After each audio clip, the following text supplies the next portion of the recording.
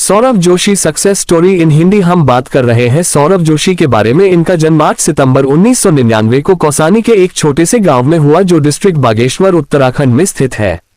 परिवार में सौरभ के अलावा उनके पापा मम्मी हेमा जोशी, भाई साहिल जोशी के साथ साथ उनके चचेरे भाई पीयूष, दादा और दादी जी भी रहते हैं।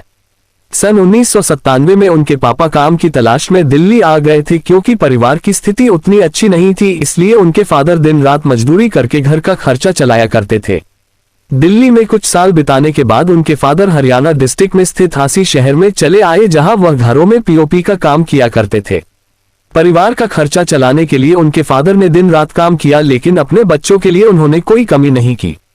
अनस्टेबल काम के चलते उनके फादर को कई बार घर बदलना पड़ा। करीब 9 घर बदलने के बाद फाइनली अपने किराएदार से उन्होंने मकान खरीद ही लिया, जिसके फलस्वरूप सौरभ ने अपने क्लास 12 तक 5 स्कूल बदल दिए थे।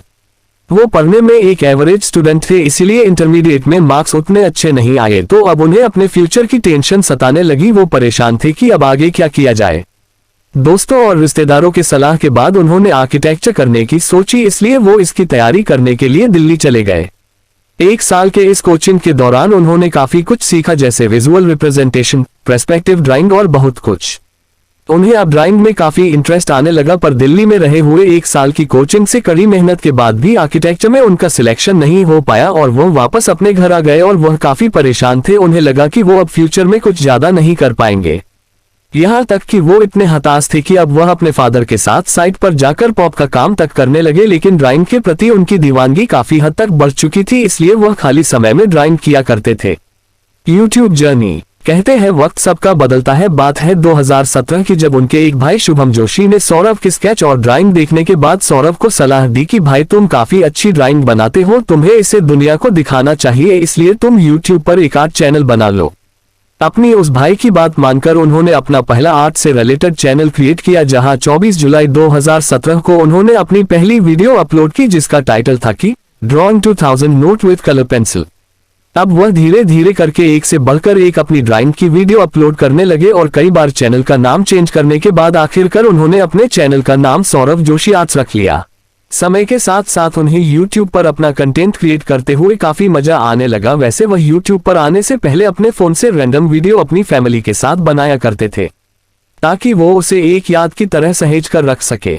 इधर वह अपने ड्राइंग चैनल पर लगातार वीडियोस डालने लगे, लेकिन 250 से 300 वीडियो डालने के बाद भी वह सिर्फ 3K से 4K सब्सक्राइबर ही गेन कर पाए थे। एक हार्ड वर्किंग यूट्यूबर के लिए ये स्टेप काफी फ्रस्ट्रेटिंग करने वाली बात थी, लेकिन उन्होंने हार नहीं मानी और अपने बढ़ते यूट्यूब एक्सपीरियंस के साथ वह ट्रेंडिंग टॉपिक के साथ वह स्केच बनाने लगे, जिनमें से कई वीडियो वायरल भी हुई। अब वह अपने सब्सक्राइबर के डिमांड पर ड्राइंग के ट्यूटोरियल भी बनाने लगे, जिसके फलस्वरूप उनकी स्किल्स और भी ज्यादा इनहेंस हो गई और वह अपनी फैमिली के साथ रैंडम वीडियो बनाया करते थे। इसलिए उन्होंने सोचा क्यों ना इन्हें अपने सब्सक्राइबर के साथ शेयर किया जाए। इसलिए फ्लाइंग बीस्ट से इंस्पायर होकर उन्होंने एक व्लॉगिंग चैनल क्रिएट किया और व्लॉग वीडियो अपलोड करना स्टार्ट कर दिया। अपनी पसंदीदा स्केच आर्टिस्ट की डेली लाइफ को जानने के लिए उनके सब्सक्राइबर ने उनके व्लॉगिंग चैनल देखना भी स्टार्ट कर दिया और जल्द ही उनकी व्लॉगिंग चैनल पर 20K सब्सक्राइबर भी पूरे हो गए। लेकिन यूट्यूब में गूगल एडसेंस की पॉलिसी के तहत आपको अपना एड्रेस वेरीफाई करना पड़ता है, लेकिन इतने घर चेंज करने के कारण उनका एड्रेस वेरीफाई नहीं हो पाया, जिसका नतीजा ये निकला कि उनका एडसेंस अकाउंट ही सस्पेंड हो गया।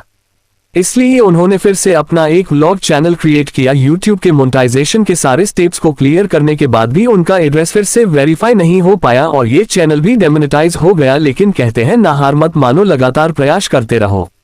इसलिए सौरभ ने हार नहीं मानी और फाइनली उनकी तीसरी व्लॉगिंग चैनल का एडसेंस अकाउंट मोनेटाइजेशन के लिए एक्टिवेट हो गया। इसमें अपने आर्ट वाले चैनल में बिजी रहने के कारण वो अपने सौरभ जोशी व्लॉग्स वाले चैनल में वीडियो अपलोड नहीं कर पाते थे। साथ में कॉन्फिडेंस की कमी के चलते उन्हें पब्लिक यहाँ तक कि घर वालों के सामने व्लॉग करने में हेजिटेशन होती थी और दूसरी तरफ वह अपने आर्ट्स वाले चैनल से काफी पॉपुलर हो चुके थे। इसके अलावा उन्होंने कई आर्ट वर्कशॉप अटेंड और ऑर्गेनाइज्ड भी की, जहां वह स्टूडेंट्स को आर्ट डिजाइन करना सिखाया करते थे और इसके बाद कई कंपनी उन्हें स्पॉन्सर भी करने लगी, जिसकी बदौलत उन्हें इंडिया आर्ट फेयर, कॉमिकॉन जैसे इवेंट में जाने का मौका भी मिला। वैसे अपने इंटरमीडिएट के 3 साल के गैप के बाद उन्होंने finally bachelor of fine art में एडमिशन ले ही लिया। लेकिन देश में बढ़ते कोरोना के चलते इंडिया में 24 मार्च 2020 को नेशनल वाइड लॉकडाउन लग गया था, जिससे अब सौरभ को व्लॉगिंग करना मुश्किल हो गया था। इसलिए लॉकडाउन के पहले ही दिन सौरभ ने ठान लिया था कि डेली वह घर में व्लॉगिंग करेंगे अपने फैमिली के साथ, यानी उन्होंने टारगेट सेट किया 365 व्लॉग्स 365 दिनों में करने के लिए। वह 23 मार्च 2020 का ही दिन था जिस दिन के बाद से उन्हें एक अलग पहचान मिली। उन्होंने drawing with my family members वाली वीडियो अपलोड कर दी और अपलोड होने के कुछ ही घंटों में पूरे देश में ये वीडियो वायरल हो गई और सब्सक्राइबर्स की मानो बारिश आ गई। इस वीडियो के अच्छे रिस्पांस के बाद वह काफी मोटिवेट हो गए और वह अपनी डेली लाइफ के होने वाली इंसिडेंट को वो अपलोड करने लगे, जिसे दर्शकों ने काफी पसंद किया। लेकिन लोगों के प्यार के साथ साथ उन्हें हेट भी मिलने लगी। अक्सर लोग उन्हें यही कहते कि क्या फालतू फैमिली की चीजें दिखता रहता है, लेकिन हेट की परवाह न करते हुए वो डेली व्लॉग्स बनाने लगे। उनकी वीडियो में उनकी सिंप्लिसिटी और डाउन टू अर्थ की पर्सनालिटी की वजह से लोगों को उनका कंटेंट काफी पसंद आने लगा। लोग उनके व्लॉग से अपने आप को काफी हद से कनेक्ट करने लगे। ऊपर से पीयूष की नटखट हरकतें और ऊपर से मम्मी जी की डांट, पापा जी का प्यार और दादी जी का स्वैग एक अलग ही लेवल देखने को मिलता है, जो सौरभ जोशी व्लॉग्स में 4 चांद लगाता है। और सच में उनके व्लॉग्स काफी एडिक्टिव होती है। वो अपने आप को अपने ऑडियंस के साथ काफी अच्छी तरीके से कनेक्ट करते हैं और कई लोग उनकी वीडियो से रिलेट करते हैं।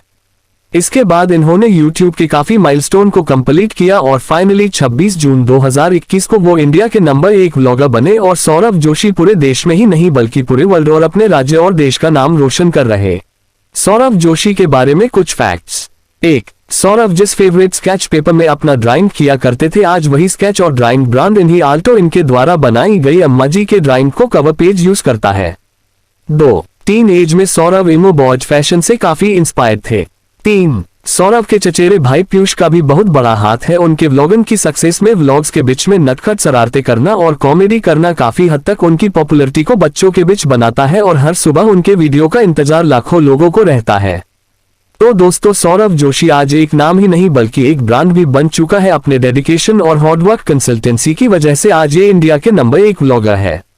उन्होंने आज समय के साथ कदम मिलाकर अपनी ये सक्सेस अचीव की है। उनकी वीडियो में झलकने वाला उनका behaviour, down to earth personality, humbleness, simplicity, show off ना करना उन्हें सभी व्लॉगर से अलग बनाता है। उनकी वीडियो को देखकर एक अपनापन सा फील होता है, कुछ ऐसा कि मानो वह हमसे कितना रिलेट करता है। लेकिन एक समय में उनके परिवार की हालत उतनी सही नहीं थी कि वह रहने के लिए घर तक अफोर्ड कर सके, लेकिन आज सौरभ की हुनर की वजह से उनका पूरा परिवार अच्छी तरीके से अपना जीवन व्यापन व्यतीत कर रहा है। और इतनी छोटी सी उम्र में सौरभ इतना केपेबल है कि अपने दम पर लग्जरी गाड़ी और माकन तक खरीद लिया है। वो कहते हैं कि जो मेरे मम्मी पापा का सपना है मैं उन्हें पूरा करूंगा। उनके पेरेंट्स की मुस्कान बताती है कि उनके बेटे ने उनका नाम कितना रोशन किया है। तो दोस्तों, जिस तरीके से हमारे माँ बाप राजकुमार या राजकुमारी की तरह पालते हैं, उसी तरीके से हम सभी का फर्ज बनता है कि उनके बुढ़ापे में हम लोग उन्हें राजा और रानियों की तरह रखें। धन्यवाद।